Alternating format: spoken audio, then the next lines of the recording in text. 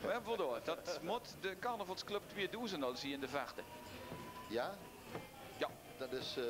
Met de prins Alexander de Eerste. Niet de Willem-Alexander, maar de Alexander.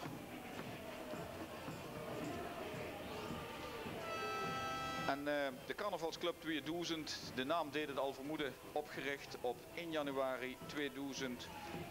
En ze zijn de tweede keer op Heerle Hei. En gisteren waren ze ook al in Heerlen te zien. Ja, en ze konden ook melden op met de tructocht ook in Heerle. En ja goed, ze zijn mede-organisatie van de tructocht samen met de nieuwe generatie.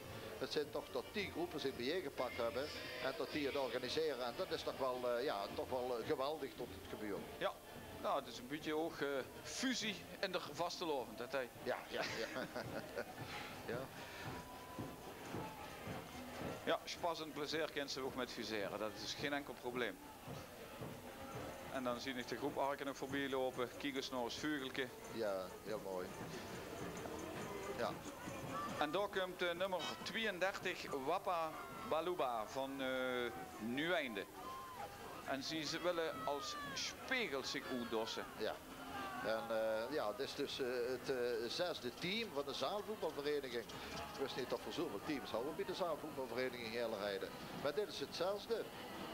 Nou ja goed, als de kinderen of de jongens en meisjes meer carnaval vieren als voetballen, dan is dat wel te verklaren. Hè?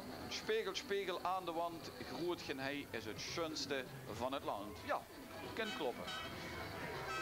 Daar hebben we nog een keer de Alexander. Alexander.